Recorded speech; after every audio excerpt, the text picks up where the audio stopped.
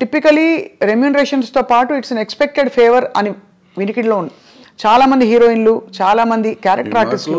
దీంట్లో జయలలిత గారు చెప్పారు సార్ ఫర్ ఎగ్జాంపుల్. ఇక్కడ నాకు ఆ కేసు మీరు అడుగుతున్న particular case it is work place harassment. Work place హెరాస్మెంట్లో అంటే మీరు పనిచేస్తున్నారు, మీరు సాక్షి టీవీలో పనిచేస్తున్నారు, లేకపోతే ఐ డ్రీమ్లో పనిచేస్తున్నారు. మీకు నాకు ఏదో వైరం ఉందో, లేకపోతే మన ఇద్దరికి సమ్ స్కోర్ సెటిల్ చేసుకోవాలి. నేను సడన్గా మీరు వెళ్ళి యాంకరింగ్ చేస్తా ఉంటే ఇట్లా జరుగుతుంటే మధ్యలో వచ్చేసి ఆపేసే స్వప్న బయటికి రామ్ టూమ్ అంటే that is work place harassment. ఏమీ చెయ్యిపోయినా అతను మనిషి మీకు చాలా ఇష్టమై ఉండొచ్చు, మీతో వాళ్ళకి ఉండి ఉండొచ్చు, ఏదైనా అయి ఉండొచ్చు, but it's no business to can get into the premises. First point, that is work place harassment. So అటువంటి టైప్ ఆఫ్ కేసెస్ దాంట్లోకి వస్తాయి. మిగిలిన ఇవన్నీ మనకు సంబంధం లేని కేసులు. కానీ ఇది ఇక్కడ సెక్షువల్ ఎక్స్‌ప్లాయిటేషన్ జరిగింది. That is also sexual exploitation. ఏం right to has got, he might be having right on you some ఏదైనా రకంగా, but he should have waited outside. లోపలికి వచ్చి అంత ఇది లేదు కదా. And it's not his premises, my premises. అదే లోపల రావడమే తప్పు కదా. సో ఇవన్నీ అంటే మరి వీటికి పరిష్కారాలు ఉంటాయంటారా? బికాజ్ మూవీ ఆర్టిస్ట్ అసోసియేషన్ ఏముంటుందా పరిష్కారం? ఏదో ఉంటాయి, చట్టాలు ఉంటాయి, చట్టాలు చెప్పినవి సగం చేస్తూ ఉంటాం. సగం చట్టాలు చెప్పినందువల్ల అవుతుందా? ఏది అవుతుందంటే మనం కూడా తప్పు చేసామా లేదా, ఇది తప్ప కాదా అనేది మనం ఆలోచించుకోవాలి. మనం కూడా కొంచెం పెద్ద మనసు చేసుకుని ఈ చూసి చూడనట్టు మనం వెళ్ళాలి. జరుగుతూ ఉంటాయి తప్పులు, నాతో జరుగుతాయి, మీతో జరుగుతాయి, ప్రతి మనిషితో జరుగుతాయి తప్పులు. ఆ తప్పుని మనం దాన్ని ఇంకొంచెం అల్లరి చేసుకుంటానికి ట్రై చేయకుండా దాన్ని సరిగ్గా పరిష్కరించుకుంటే ఈజీగా సాల్వ్ అయిపోతుంది. అసలు ఇష్యూ ఏముంది, ఎవరి పనులు చేసుకుంటున్నప్పుడు ఇష్యూస్ ఏముంటాయి ఇక్కడ? అది కరెక్టే కదా సార్ అది. కానీ okay, final question on this topic sir. వాతావరణం చాలామంది ఇప్పుడు క్యారెక్టర్ ఆర్టిస్టులు బయటకు వచ్చి ఇంటర్వ్యూలు ఇచ్చిన సందర్భాల్లో చెప్పారు, పలానా టైంలో నేను లొంగిపోవాల్సి వచ్చింది, నాకు ఆప్షన్ లేకపోయింది, రాత్రి 2 గంటలకి నా డోర్ వచ్చి కొట్టేవారు తాగేసి. మరి ఇవన్నీ ఏమిటంటే వీటిని ఏ పరిధిలో చూడాలి, ఏ కోణం నుంచి చూడాలి? ఇవి ఇంటర్వ్యూ అంటే ఇవేదో ప్రైవేట్గా చెప్పినవి కాదు సార్, బహిర్గతంగా చెప్పారు. ఇప్పుడు ప్రాబ్లం ఏంటంటే ఇక్కడ మన సమాజం ఫస్ట్ అసలు ఆడపిల్ల అంటేనే లోకువ, బయట కూడా సమాజంలో జనరల్గా సినిమాల్లో ఉన్నాడంటే అసలు మరీ లోకువ, అంటే వాళ్ళకి ఏదో taken for granted. Correct, taken for granted. So ఎవళ్ళైనా ఏదైనా చేయొచ్చు. అండ్ ఈ సినిమాల్లో నిజాలెన్నో అబద్ధాలెన్నో మనకేమీ తెలియదు, కానీ ప్రతి వాళ్ళకి ఒక ట్యాగ్ పెట్టేసి ఉంటుంది. ఈ అమ్మాయి ఆ అబ్బాయితో ఉంది, ఆ అబ్బాయి ఆ అమ్మాయితో ఉన్నాడు, సంథింగ్ ఉంటుంది. అవును. ఈ ఇంటాక్సికేషన్ స్టేజ్ వస్తుంది. నైట్ తలుపులు కొట్టేవాళ్ళంతా మందు కొట్టినాక వస్తారు. వాళ్ళకి నాకు దొరకలేదు, వాళ్ళకి ఈ టైప్లో ఉంటారు వీళ్ళంతా. దీని మీద ఏడైతే తలుపు కొట్టి ఆడి దగ్గరికి వెళ్ళా, నా దగ్గర రావా, ఈ టైప్లో ఉంటారు. ఇవన్నీ ఇటువంటి అంటే ఊరికి చెప్పు, దీని మీద కాదు, బట్ అటువంటి జరుగుతానికి అవకాశాలు ఉంటాయి. రైట్. కానీ చాలా గొప్పగా గౌరవం నిలుపుకుని అద్భుతమైన సినిమాలు, అంటే నిజంగా కళాఖండాలు సృష్టించిన గ్రూప్స్, టీమ్స్, టెక్నీషియన్స్ ఎంతమంది ఉన్నారు సార్, చాలా గొప్పవాళ్ళు ఉన్నారు. అన్ఫార్చునేట్లీ వీటి గురించి ఎక్కువ మాట్లాడతాం కానీ మనం. అద్భుతం. ఇప్పుడు ప్రతి మనిషికి వీక్నెస్ ఉంటుందమ్మా, రకరకాల వీక్నెస్ ఉంటుంది. ఆ వీక్నెస్ ఏదైనా అయ్యి ఉండొచ్చు, అమ్మాయి అయ్యి ఉండొచ్చు, కులం అయ్యి ఉండొచ్చు, మతం అయ్యి ఉండొచ్చు, ఇంకోటి అయ్యి ఉండొచ్చు. సో ఆ వీక్నెస్ని గురించి మనం మాట్లాడితే ఇప్పుడు మంచిని గురించి కూడా మాట్లాడవచ్చు కదా. తప్పకుండా. మంచిని గురించి మాట్లాడితే ఇప్పుడు ఈ అమ్మాయిల వీక్నెస్ని గురించే మాట్లాడితే ఇవాళ సమాజంలో ఎంతమంది నిలబడతారు? పొలిటీషియన్స్ని తీసుకోండి, సినిమా యాక్టర్లను తీసుకోండి, ఈవెన్ బయట సమాజంలో తీసుకోండి, సాఫ్ట్వేర్లో తీసుకోండి, మీడియాలో తీసుకోండి, ఎక్కడన్నా తీసుకోండి, స్త్రీయే మూల కారణం అంటారు. ఇప్పుడు నేను ఇది ఉంది కదా, ఈ కేసు ఉంది కదా, ఇది మన ఐసీఎల్ని పెట్టిన కోర్టు, అదే పాష్ రూల్స్ ప్రకారం తీసుకుంటే ఈ చెప్పిన ఏ సెక్టర్లో అయినా మగవాళ్ళు ఉంటారా? ఉండరు. కొంతమంది బహిరంగంగా బయటకు వచ్చేవి, కొంతమంది రాకుండా, దాని ఇప్పుడు నువ్వు మా ఇందాక వచ్చి నీ షేక్ హ్యాండ్ ఇస్తే కూడా తప్పే, నీ చెయ్యి నా చేతికి తగిలితే తప్పే, according to posh act. Bad touch good touch అంటారు. నువ్వు బ్యాడ్ టచ్గా ఫీల్ అయ్యావు, నేను గుడ్ టచ్ నీకు ఇచ్చింది. అలా కూడా పడతారు సార్ కేసులు? బ్యాడ్ టచ్ గుడ్ టచ్ అవుతుంది కదా ఉంది, బట్ అంటే దానికి ఒక సమంజసమైన పరిధి ఇవ్వాలి. నిజంగా ఉండొచ్చు, నీకు నువ్వు ఫీల్ అయ్యి ఉండొచ్చు, నేను ఫీల్ అయ్యి ఉండకపోవచ్చు, నువ్వు ఫీల్ అయ్యి ఉండొచ్చు, నువ్వు ఫీల్ అయితే కేసేగా. అది మొత్తానికైతే క్లిష్ట పరిస్థితుల్లో అలా మామూలుగా వస్తున్నావు. నేను చనువుగా ఫాదర్లీ ఫీలింగ్తో స్వప్న బలి చేసావు ఒక దెబ్బేసి అనుకో, అమ్మాయిని ముట్టుకున్నావు, కొంపమని కింద అయిపోయావు. నువ్వు కేసు పెడితే నేను అయిపోయాను.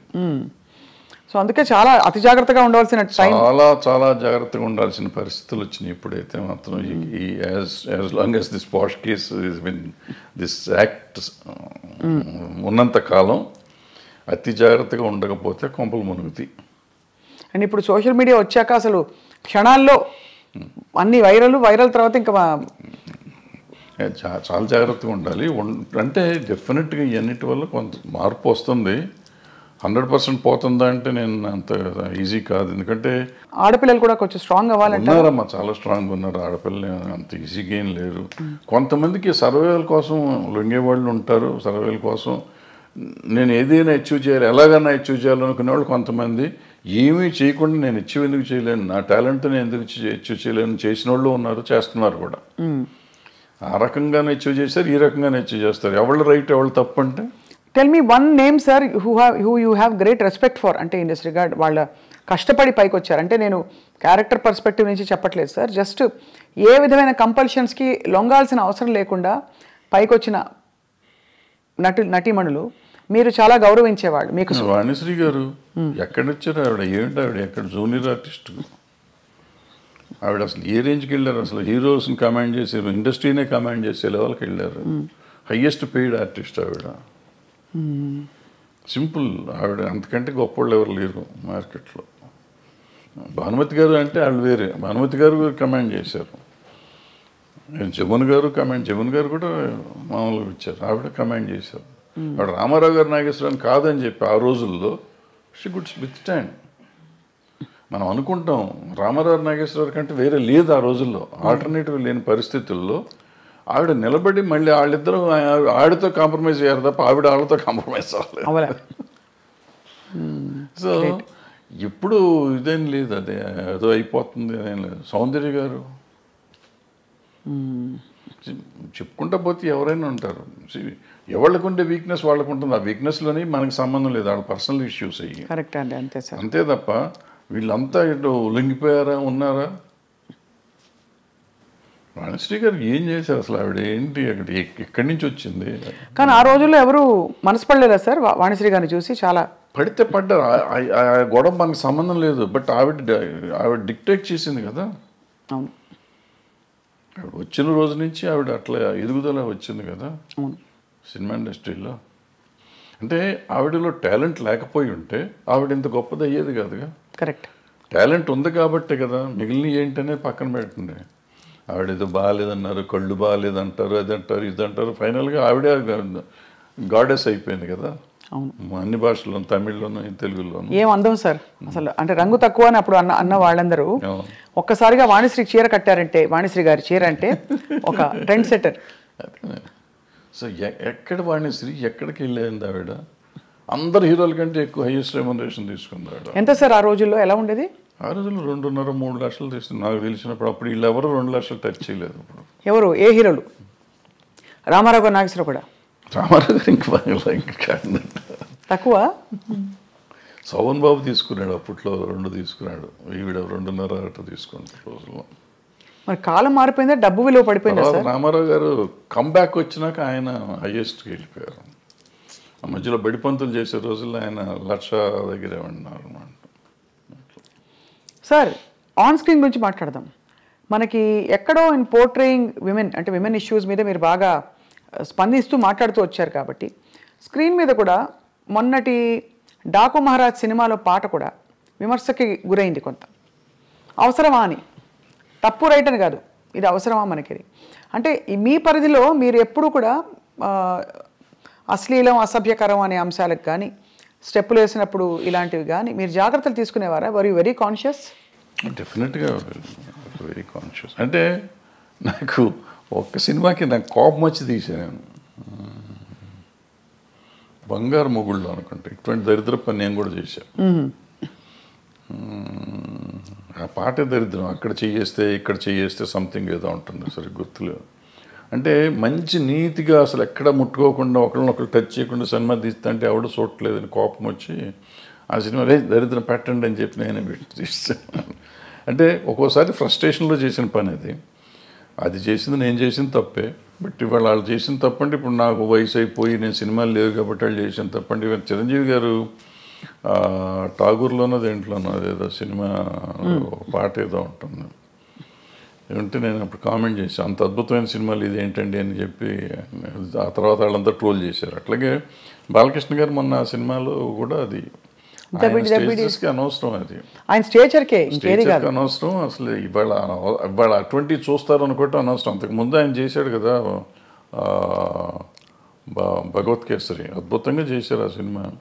అఖండ అద్భుతంగా చేశారు. అమ్మాయి కనపడకుండానే సినిమాలు ఆడుతుంటే ఆయనకి ఎందుకు ఇది, దీనికోసం ఎవరిని వస్తారా, ఎన్ని టికెట్లు తిరుగుతాయి, ఊరికి కాంట్రవర్సీ తప్పించి. అందులో ఆయన ఎమ్మెల్యే పొలిటీషియన్ అందుకనే కదా సార్ ఇన్ని ఉండగా ఆయనకి అటువంటిది ఆయనే రిజెక్ట్ చేసి ఉంటే పోయేది. లేదు చేసే ప్రొడ్యూసర్లు అడిగారు, డైరెక్టర్లు అడిగారు, డాన్స్ మాస్టర్ అడిగాడు, ఏదో వాళ్ళ గోల మనకెందుకు. కరెక్టే సార్. అంటే ఎంటర్టైన్మెంట్ ప్రపంచమే విస్తరించింది బాగా.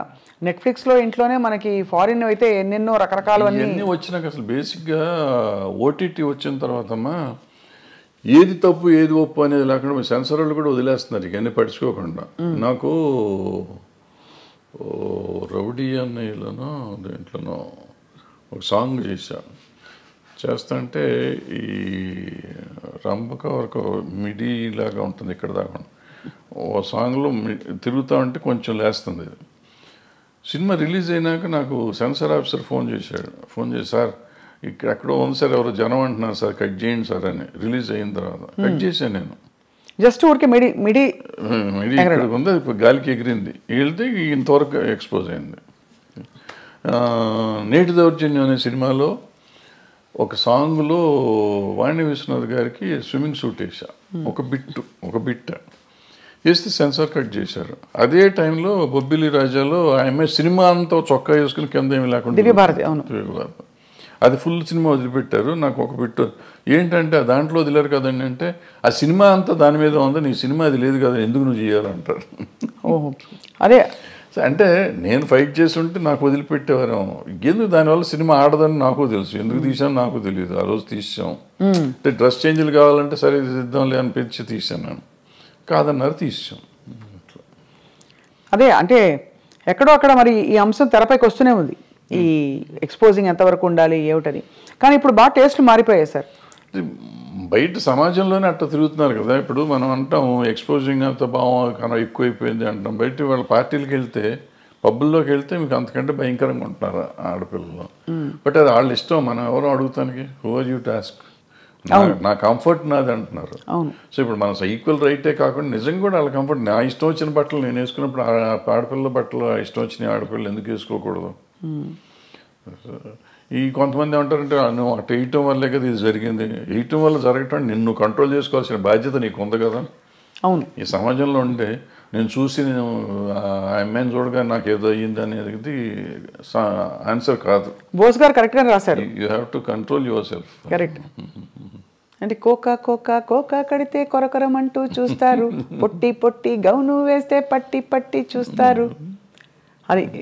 అది అంటే ఇంచుమించు మీరు అన్నట్టు అది అనాదిగా అది సృష్టిలో ఉండే ఒక వైపరీత్యం అలా కొనసాగుతుంది. అంటే సినిమా ఇండస్ట్రీ పాపం ఫోకస్లోకి వచ్చింది. కానీ అది సార్ మరొక అంశం, మీరు తెరపైకి చాలాసార్లు వచ్చి మాట్లాడారు, ఈ డ్రగ్స్ ఇష్యూ కూడా, ఇలాంటి కాంట్రవర్సీలు ఇవి బాగా, అంటే drugs because of the free money, easy money అందుబాటులో ఎక్కువగా ఉన్నది చిత్ర పరిశ్రమలో.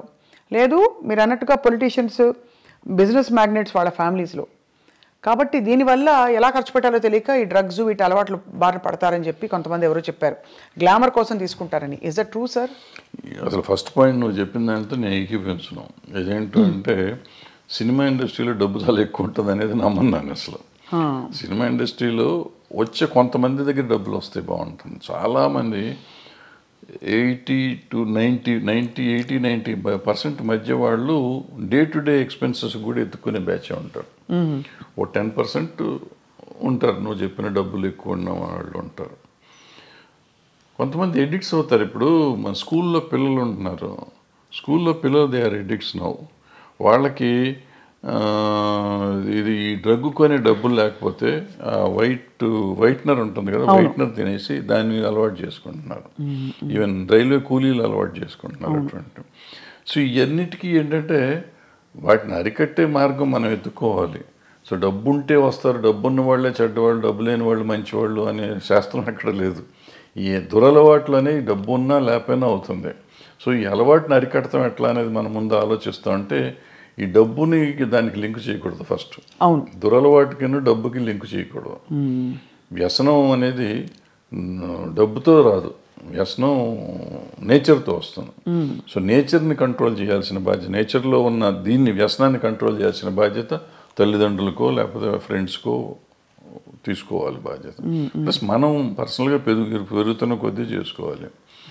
అదేనో మీరు చెప్పినట్టు ఏదో అదేది అందం కోసం మనం ఈ తీసుకుంటారు అనేది నాకు కరెక్ట్ కాదు. కాదు. అంటే స్టెరాయిడ్స్ చేస్తారు, గంటలు కనపడటం కోసం స్టెరాయిడ్స్ తీసుకుంటారు అంటారు. అది కూడా ఎఫెక్ట్ చేస్తుంది. అది కరెక్ట్ కాదు, తీసుకోవటం కరెక్ట్ కాదు. కానీ అంటే డెఫినెట్గా మీరు అన్నట్టు ఒక వాతావరణం అయితే ఖచ్చితంగా ఒక ఫ్రీ వాతావరణం అయితే కొన్ని పరిశ్రమల్లో ఎక్కువ కనిపిస్తుంది. లైక్ ఉంది అన్ని చోట్ల, కాలేజెస్ దగ్గర అమ్ముతున్నారు, స్కూల్స్ దగ్గర అమ్ముతున్నారు, పబ్బుల్లో అమ్ముతున్నారు, ఎక్కడ పడితే అక్కడే అమ్ముతున్నారు తీసుకొచ్చి. సార్ మీరు డబ్బులతో కాదని చెప్పారు, ఆ రోజువారీ సర్వైవల్కే చూస్తున్న వాళ్ళు కూడా చాలా మంది ఉన్నారు ఇండస్ట్రీలో. సార్ సూరి సినిమా టైంలో మీరు ఇబ్బంది పడ్డారా డబ్బులకి?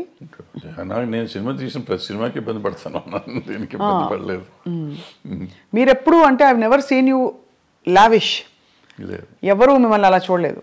అది మీ చాయిసా మీ పరిస్థితా? పరిస్థితే, చాయిస్ ఉంది. ఇప్పుడు ఏదైనా సినిమాలో డబ్బులు వచ్చి ఉంటే డెఫినెట్గా దీనికి వాడుకుంటాం కదా.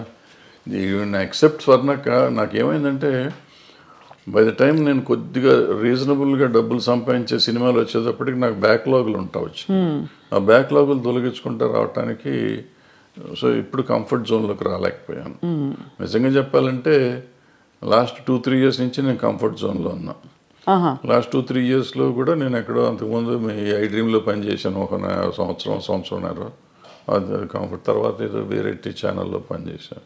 అదే నా కంఫర్ట్ జోన్. నాకు నిజంగా చెప్పాలంటే ఇంతకాలం ఈ 76 ఏళ్ళ జీవితంలో లాస్ట్ 2-3 years కంఫర్ట్ జోన్. అంటే బ్యాంకులో బ్యాలెన్స్ నాకు ఖర్చులు పోను, 10-5 మిగిలే డబ్బులు బ్యాంకులో ఉండటం అనేది ఇదే చూడటం నేను. అది చాలా ఆశ్చర్యకరం సార్. మీకంటే అంత క్యాలిబర్ ఉండి అన్ని హిట్లు తీసి మరి అది ఏమంటారు, విధి అంటారా లేక పరిస్థితులు కలిసి రాకపోవడమా? పరిస్థితులు అంటే ఏంటంటే వీళ్ళందరూ చాలామంది ఆ రోజుల్లో, ఇప్పుడు అందరూ తీస్తున్నారు కానీ ఆ రోజుల్లో నేను ఒకే సంవత్సరం 5-6 సినిమాలు రిలీజ్ చేశాను. నేను డైరెక్షన్ చేసినవి కానీ రిలీజ్ చేసినవి కానీ. సో రొటేషన్లోకి వెళ్ళిపోతూ ఉండేది. ఒకవేళ వచ్చినా కానీ ఓ హిట్ ఓ ఫ్లాప్ ఉండేటప్పటికీ మనం అన్ని కంటిన్యూస్ సక్సెస్ హిట్లు తీయాలి. తీసుంటే డబ్బు కనపడేదేమో, ఎప్పటికప్పుడు ఒకటి తగలగానే ఇమీడియట్గా రెండోది పోగొట్టేది. డబ్బులు వచ్చినాయి అనుకుంటే రెండోది అట్లా పోయి. సో ఎక్కడ అంత కంఫర్టబుల్గా ఉంది. ఇప్పుడు సార్ పుష్ప లాంటి సినిమాలకి మేము వినడం, ఎవరో చెప్పాం, ముత్యాల సుబ్బయ్య గారు చెప్పారనుకుంటాం మొన్న, 300 కోట్లు ఇలా ఉన్నాయి డైరెక్టర్ రెమ్యూనరేషన్స్ అని. అప్పట్లో అసలు చాలా తక్కువ కదా సార్. అంటే ముత్యాల సుబ్బయ్య గారు రోజుల్లో ఆయన తీసుకున్నది, ఆయన చాలా ఎక్కువ తీసుకున్నారని మేము అనుకునేవాళ్ళం. మాకు తక్కువ ఇచ్చేవారు. అప్పుడు ఆయన పెద్ద డైరెక్టర్, మేము చిన్న డైరెక్టర్లం కదా ఆ రోజుల్లో. ఇది ఏం లేదు, ఆ రోజులకి డబ్బులకి ఆ రోజు ఇది, ఈ రోజు డబ్బులకి ఈ రోజు ఇది. ఈరోజు పుష్ప డైరెక్టర్కి వచ్చిందంటే పుష్ప 50% పార్ట్నర్ ఆయన సినిమాలో. టైటిల్స్లోనే ఉంది, సుకుమార్ రైటింగ్స్ అని ఉంది కదా.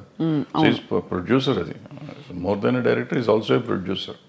సో ఆయన కథ అయిందే, డైలాగులు అయినయే, స్క్రీన్ ప్లే అయింది, డైరెక్షన్ అయింది, ప్రొడ్యూసర్ అయిన. కాబట్టి ఎక్కువ డబ్బులు వచ్చినాయి. ప్రొడ్యూసర్గా వచ్చినాయా రైటర్గా వచ్చినాయా అనేది మనం చెప్తే 100 వచ్చిందా 200 వచ్చిందా అని వేరే సంగతి. But whatever he got, it is because of so many aspects.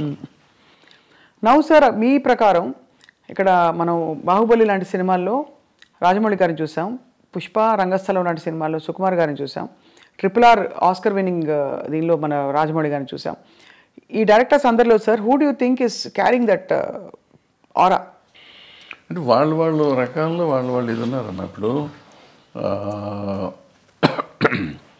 Rajamouli గారిని చూస్తున్నాం.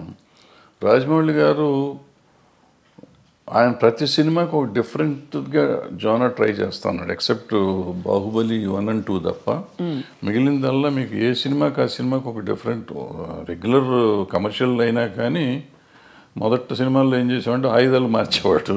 తర్వాత ఈ చేంజ్ ఈగ దగ్గర నుంచి చేంజ్ దిస్ థింగ్ ప్యాటర్న్ మార్చి ఏ సినిమాకి ఆ సినిమా కొత్తగా తీయటం మొదలెట్టాడు.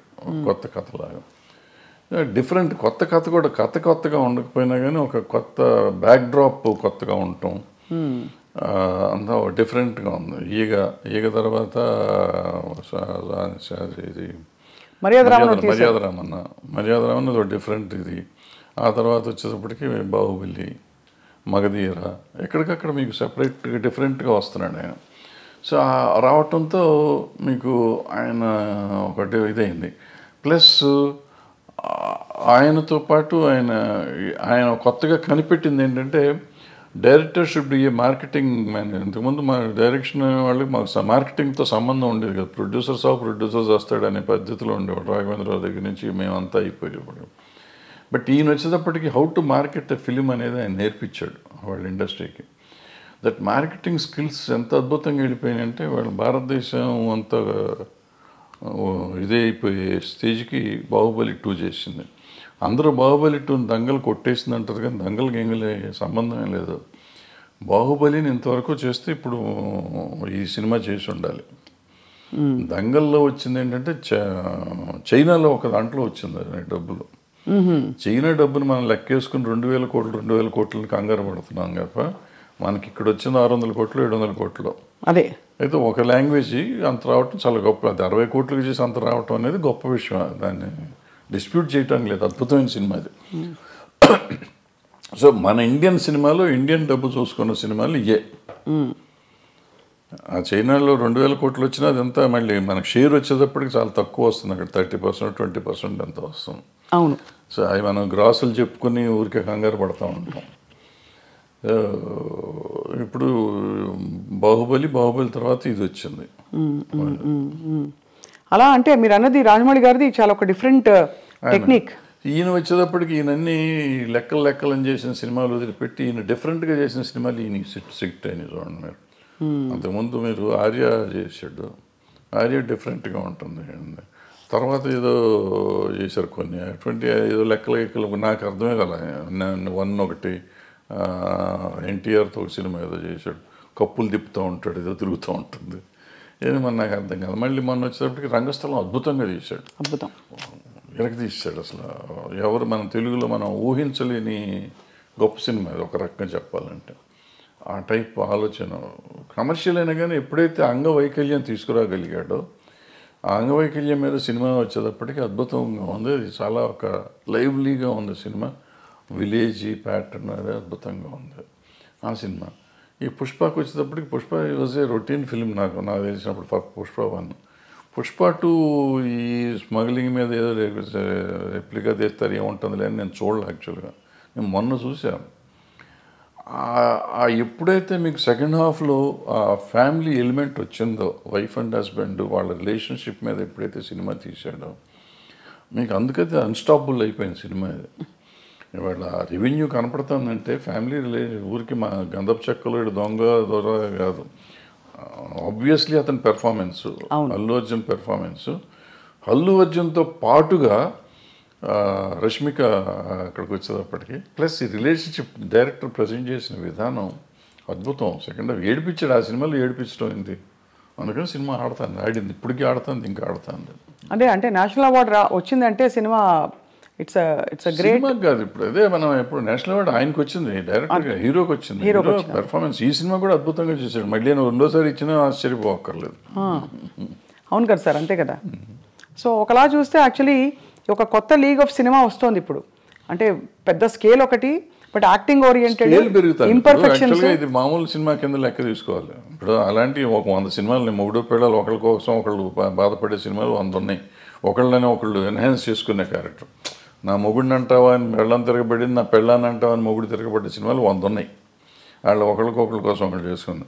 బట్ ఇవాళ దీని బ్యాక్గ్రౌండ్ ఈ గంధపు చెక్కలు ఇవన్నీ తీసుకుని చేస్తే నేను కోతల రేటు చెప్పానే అలాంటి ఇలాగా ఇతను దొంగకి ఒక స్మగ్లర్కి వైఫ్ అంటే అంత ఎందుకు ఉండాలి? నేను నన్ను ఇన్సల్ట్ చేసినందుకు కదా, నా భార్య పేరు ఎత్తినది నాకు కోపం వచ్చింది, అందుకని నేను చూస్తానంట, నేను తట్టుకోలేను అంటాడు. ఎవరు ఏం చెప్పినా ఒప్పుకుంటా, ఏమన్నా కానీ నా భార్య చెప్తే వింటానంటాడు. మరి అంత స్మగ్లర్కి ఈ సెంటిమెంట్ ఎందుకు ఉండాలి? నేను అక్కడ చెప్పానే, వైఫ్ని చెల్లి అన్న దరిద్రుడు తండ్రి కోసం జైలుకి వెళ్ళిపోయి చచ్చిపోతానంటాడు. అవును అవును. సో అది నీకు ఎప్పుడు వేరియేషన్ వచ్చేటప్పటికి నీకు తేడా వచ్చేస్తుంది. సో అక్కడ ఇక్కడ కూడా మంచి దొంగలు, మధ్యలో దొంగ రాసుకలు తీశారు మీరు. దొంగ రాసుకలు టైటిల్ ఎట్లా పెట్టారు సార్ అది? వాళ్ళ కథలో ఈయన చెప్పాడు, మన దివాకర్ బాబు గారు, ఆయన కథ కూడా ఆయన. నేను ఆ టైటిల్ ఒక్కటే చూసి మీ సినిమాలన్నింటిలో మీరే పెట్టుకుంటారు. రైటర్ ఆయన, అతను మన తమిళ ఆయన రైటర్. సో భలే ఒక long innings, 50 years in the industry. Everybody అందరూ మిమ్మల్ని అంత గౌరవిస్తారు, ఇప్పటికీ ఇష్టపడతారు. కానీ మీరు కుండ బద్దలు కొట్టి మొహమ్మీ చెప్పేస్తారు అన్నీ. ఎప్పుడు మీకు శత్రువులు తయారు అవ్వలేదా? ఉన్నారు, కొంతమంది అవుతారు, కొంతమంది తిడతానే ఉంటారు, అప్పుడప్పుడు తిడతా ఉంటారు, నన్ను చంపేస్తా ఉన్నట్టు కూడా ఉన్నారు. ఉన్నారా? నడుస్తూ ఉంటారు. అంటే ఏ ఇష్యూలో సార్? ఏదో ఒక ఇష్యూలో వాళ్ళకి నచ్చని ఏదైనా చెప్తే కోపం వస్తుంది కదా. ఎవరు సార్? నేను దాసనారాయణరావు గారు, నేను కృష్ణ గారు భయంకరంగా పోట్లాడుకున్నాం. అవునా? ఎలా పోట్లాడుకున్నారు? ముఖాలు కూడా చూసుకునే లెవెల్లో పోట్లాడుకున్నాం. తర్వాత మేము ఇద్దరం అసలు నేను కృష్ణ గారు కానీ నేను దాసనారాయణరావు గారు అంత క్లోజ్గా మళ్ళీ ఎవరు లేరు. ఇప్పుడు ఏ విషయాల్లో వచ్చేవి గొడవలు? అంటే మాకేదో దీంట్లోనే మనం వేరే సొంత పర్సనల్ ఇష్యూస్ మాకేమైనా లేవు కదా. క్రియేటివ్ డిఫరెన్సెస్లోనే చాలా గట్టిగా మొహాలు చూసుకోకుండా అంతవరకు మాట్లాడుకోకుండా. అప్పుడు సెల్ ఫోన్ లేవు ఇవన్నీ. అంటే మీరు మరి మళ్ళీ ఎలాగా మేకప్ అలాగా మళ్ళీ ఆటోమేటిక్గా అయిపోయింది. ఆటోమేటిక్గా అంటే ఎవరిలోనూ కల్మషం లేదు. ఇప్పుడు నాకు కల్మషం ఆయన మీద, నారాయణరావు గారి మీద కానీ కృష్ణ గారి మీద కానీ కల్మషం ఉండి నేను పంతం బట్టి ఉంటే వేరే, వాళ్ళకి నా మీద అటువంటిది ఏం లేదు. ఒక క్రియేటివ్ డిఫరెన్స్ వచ్చింది నాకు కృష్ణ గారికి, అట్లాగే దాసనారాయణ గారికి నాకు ఒక క్రియేటివ్ డిఫరెన్స్ వచ్చింది. సో అప్పుడు యూత్లో ఉన్నాం కాబట్టి దాసనారాయణరావు గారి మీద కొంచెం చిల్లల పల్లలుగా నేనే ఆయన మాట్లాడలే పాపం.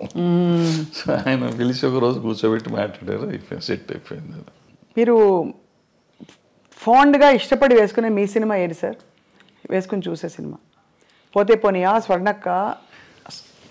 నాకు పోతే పోనీ ఒకటిను, అలజడి ఒకటి. అలజడి ఎందుకంటే అలజడి ఇట్స్ మై ఓన్. ఎక్కువ సినిమాలు డైలాగులు కూడా మేము కాలేజ్లో జరిగిన సీన్స్ ఇవన్నీ ఎక్కువగా నా కాలేజ్ డేస్ మొత్తం అంతా అది. సో ఆ సీన్లన్నీ నేను ఆ కాలేజీలో మాట్లాడిన డైలాగులే పెట్టి రాసుకున్నాం. వాడు వేరే కొత్తవి కూడా రాయలేదు అంతవరకు, కాలేజ్ సీన్స్ వరకు. సో అందుకని కొంచెం నాకు ఇష్టమైన సినిమా అది. మీరు వెస్లీలో చదివారు కదా సార్? వెస్లీ, సికింద్రాబాద్ వెస్లీలో చదివారు. మీ వివాహం ఎలా అయింది సార్? అది మా ఇంటి పక్క ఇల్లు, 2 ఇళ్ళు అవతల ఉండేవారు ఇల్లు. సో మీరు చూసి ఇష్టపడ్డారు అయితే, అంతేగా? Love marriage. లవ్ మ్యారేజే. అదే మరి ఇందాక ఏమన్నారు, ఫోటోలు కూడా చూడమని చెప్పారు సార్ మీరు. అది వచ్చింది అది. సో మీ పిల్లలు ఎవరు మీ బాటలో నడవట్లేదా? వాళ్ళు సినిమా ఇండస్ట్రీ వద్దనుకున్నారా? మీరే డిసైడ్ చేస్తారా సార్ వాళ్ళకి? నేను సినిమాలు చూడమంటే సినిమాలు కూడా చూడరు. చూడరా? నా సినిమాలు ఏం చూడరు, బయటికి చూస్తారని తెలియదు నాకు. చిన్నప్పుడు పెద్ద ఇష్టపడేవారు కదా, వెళ్ళేవాళ్ళు సినిమాకి తీసుకెళ్ళేవాడిని కానీ పెద్ద. So life has taught you so much sir. అంటే వాట్ ఈస్ మీ కోర్ టేక్ అవే ఏంటి లైఫ్లో అని? To be satisfied with whatever you have, first point, then you will be very happy with that. అంతే తప్ప నాకేం లేదు, నా కళ్ళు ఉన్నారు వీళ్ళు ఉన్నారు, ఇక నా కళ్ళ ముందు ఉండి వీళ్ళు వెళ్ళిపోతున్నారు అని మనం బాధపడిపోతాం అంటే you lose lot of things. నేను ఐఎమ్ హ్యాపీ ఉన్నాను, బాగానే ఉంటాను కదా. బాగుంటానికి ప్రయత్నం చేయాలి. అంటే ప్రయత్నం చేయకుండా తిరగటం అనేది ఒకటో క్వశ్చన్. ముందు ప్రయత్నం చేయి. నీ పని, కృష్ణుడు చెప్పిన భగవద్గీతలో, నీ పని నువ్వు చెయ్యి, వచ్చేది ఫలితం నీ చేతిలో లేదు. ఫలితం ఒక్కోసారి ఏదైనా రావచ్చు, కరెక్ట్, అవును, ఫలితం లేకపోయి ఉండొచ్చు, బట్ నీకు కృషి అయితే ఉండాలిగా. అవును, కృషి చేస్తూనే ఉండు, so that will be very happy, హెల్దీగా ఉంటావు. Ultimate result is not yours, వచ్చినప్పుడు వస్తుంది. దేవుడిని నమ్ముతారా సార్ మీరు? నేను నమ్మను. మరి కృష్ణుడు దేవుడు కాదా? అంటే ఆయన చెప్పిన భగవద్గీత నమ్ముతారు మీరు? ఏదైనా నమ్ముతుంది. నమ్మటం అనేది ఏముందమ్మ దీంట్లో? ఆయన చెప్పింది ఇప్పుడు అందరూ ప్రపంచం అంతా నమ్ముతుంది కదా భగవద్గీతని, అందులో ఆయన చెప్పింది నేను చెప్తున్నాను. నేను చెప్పటం కదా, నేను ఏదో ఇదేం కాదు. అదే కదా అంటారు మన లైఫ్ జీవనసారం అంటారే, జీవనసారం అంతకంటే ఏముంది. మనం చేయాల్సింది చేయకుండా నాకు లేదు. ఇప్పుడు మనం చాలామంది సినిమా ఇండస్ట్రీలో ఉన్నాడు అంటారు, నాకు సినిమా ఇండస్ట్రీ నిన్ను ఎవడు రమ్మన్నాడు? నువ్వు యూ చూస్ యువర్ సెల్ఫ్. మీరు ఇక్కడికి వచ్చి దీన్ని కావాలని కోరుకుని ఏదో ఇస్తారంటే నువ్వు సాధించాలి. వాళ్ళు చిరంజీవి గారు, ఎన్టీ రామారావు గారు, నాగేశ్వరరావు గారు వీళ్ళంతా సాధించి వాళ్ళు గొప్పవాళ్ళు అయ్యారు. చాలా కష్టపడి ఉంటారు కదా సార్. ఇంత వాళ్ళలాగా వాళ్ళు వచ్చేసింది, వాళ్ళకి అంత వచ్చింది నాకెందుకు రాలేదంటే వాళ్ళలాగా నువ్వు ఏమైనా చేసావా? నువ్వు చేయలా. నువ్వు చేసింది చేస్తే నీ పరిధికి ఎంత ఉందో అంత పరిధి నీకు వస్తానే ఉంది. నీ టాలెంట్కి సంబంధించి ఇప్పుడు నేనున్నానమ్మా, నేను సినిమాల్లో 1 వేషం వేసి ప్రకాష్ రాజ్కి అంత ఇచ్చేస్తున్నారు, ఆడ పెట్టుకుని నన్ను ఎందుకు పెట్టుకోలేదంటే నాకు పర్సనాలిటీ ఉంది కదా. ఆయన యాక్టరు, ఇవాళ దేశాన్ని ప్రపంచంలోనే ఆయన పేరు చెప్పుకునే అంత గొప్ప యాక్టర్ అతను. అవును, అతనిలాగా నేనున్నాను, ఒడ్డు పొడుగున్నాను, డైరెక్ట్ చేశాను, 2 సినిమాలు యాక్ట్ చేశాను, ఆయన పెట్టుకుంటారు నన్ను పెట్టుకోరని ఏడిస్తే నా ఆరోగ్యం చెడుతుంది తప్ప ఏం రాదు, పోదు, నాకేం రాదు. సో దిస్ కంపారిజన్ కానీ లేదంటే అసలు మనం వేరే కానీ ఆలోచించకుండా మనం చేయాల్సింది చేసుకుంటూ పోతూనే ఉండాలి, వచ్చినప్పుడు వస్తుంది. సార్ తెలుగు ఫిల్మ్ ఛాంబర్ ప్రెసిడెంట్గా మీరు వ్యవహరించారు. మూవీ ఆర్టిస్ట్ అసోసియేషన్లో మూవీ ఆర్టిస్ట్ మెంబర్ని కూడా కాదు అంటే కాదు, బట్ జరుగుతున్న మార్పులు పరిణామాలు ఆర్ యూ సాటిస్ఫైడ్ అంటే ఒక as a senior film technician?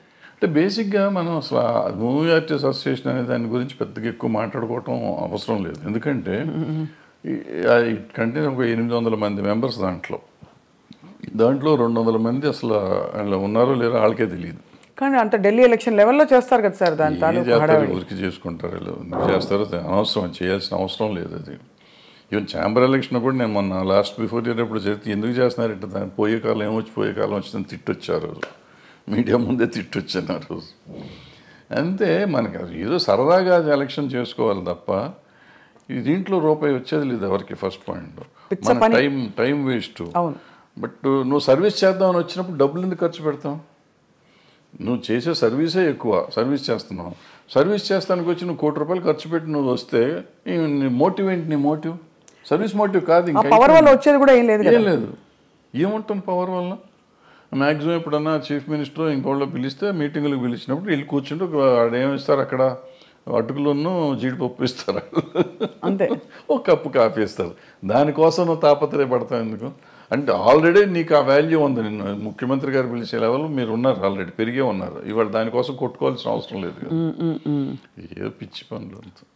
So అయితే అదే, బట్ వివాదాలు మాత్రం వారానికి ఒకటి వస్తుంది. Jani master issue, Raj Tarun Lavanya issue, అవన్నీ ఇప్పుడు ఇంతమంది ఉన్న ఇండస్ట్రీలో ఇష్యూస్ ఉంటా ఉంటాయి. ఆ ఇష్యూని మనం సీరియస్గా తీసుకోకపోవటం అనేది మనం ఆలోచించుకోవాలి.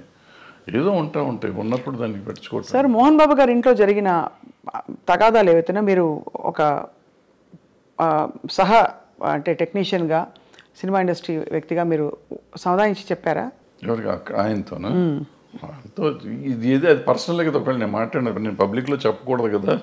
ఇప్పుడు నేను నిజంగా వాళ్ళ వెల్విషర్ని అయితే ఒకవేళ నేను వెళ్ళి అక్కడ ఏళ్ళు పెట్టుంటే, పెట్టానా లేదా అనేది తర్వాత సంగతి, పెట్టుంటే అక్కడ ఏం జరిగింది ఇక్కడికి వచ్చే ప్రమోషన్ కాదు, ఏం జరిగింది కాదు సార్.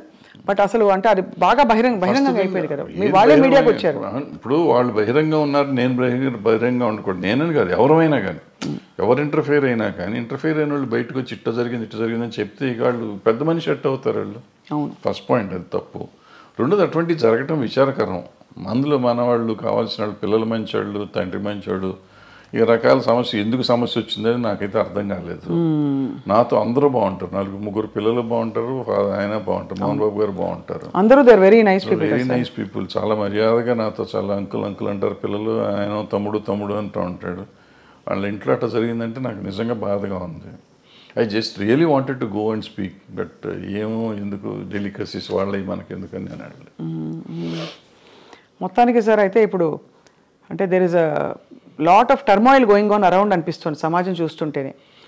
అన్ని చోట్ల ఉందమ్మా, సమాజంలోనే తేడా వచ్చేసింది. అది ఎందుకు వచ్చింది అంటే మార్పు ఇప్పుడు మానవత విలువలు అనేవి పోయినాయి చాలా చోట్ల. మనం విలువల గురించి మాట్లాడతాం కానీ విలువలే లేవు. ఇప్పుడు ఇంతకుముందు అనుకున్నాం శీలం అనేది విలువ, ఆత్మీయతలు, మన సంబంధాలు, మానవత సంబంధాలు విలువలు ఉండేవి. ఇప్పుడు అవన్నీ పోయినాయి. ఏదో ఉంటున్నాం, అందరం కమర్షియల్ అయిపోయాం.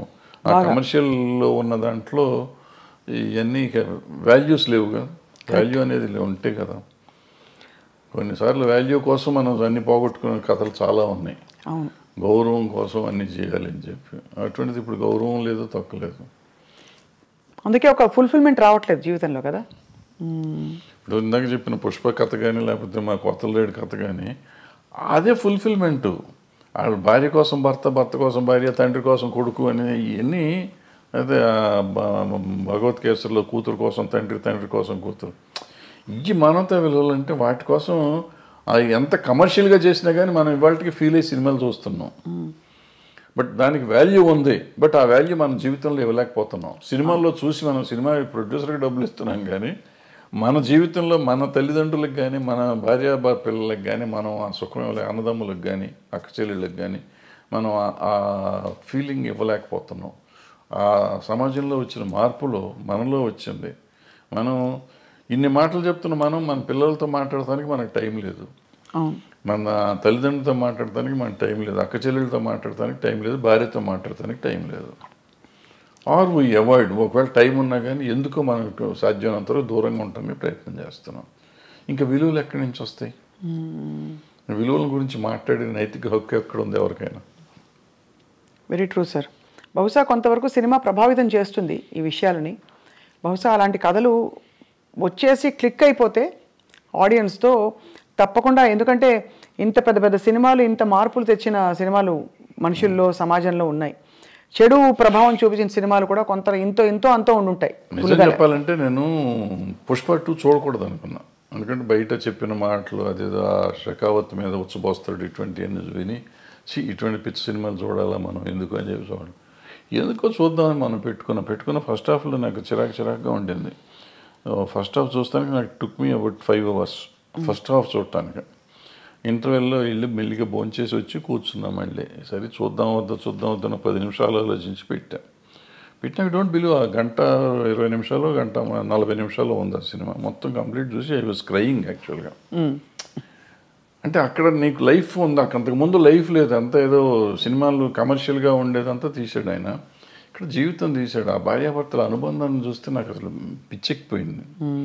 ఆ అమ్మాయి కోసం ఇతను తప్పన కానీ వేరే సీన్లో ఆ అమ్మాయి వాళ్ళని చాట్ చేసిన సీన్ కానీ, తర్వాత ఆడబిడ్డ కోసం ఇతను వెళ్ళి ఫైటింగ్ చేస్తున్నాడు. అంటే వాడు అంత పెద్ద డాన్ లాంటి వాడు వెళ్ళి లైఫ్ను పోగొట్టుకుంటున్నాడు, డబ్బును పోగొట్టుకుంటున్నాడు, ఎన్ని పోయినా పర్లేదు నాకు పిల్లలు కాపాడితే చాలనే ఫీలింగ్ తెచ్చా. అంటే మనలో కూడా ఒక ఆవేశం తీసుకురాగలిగాడు. ఖచ్చితంగా సార్. ఏసే నా కొడుకు అనే ఫీలింగ్ ఉంది ఆ సినిమా చూస్తానంటే. వదిలిపెడతావేంటారు నువ్వు అసలు అనే ఫీలింగ్ ఉండేది.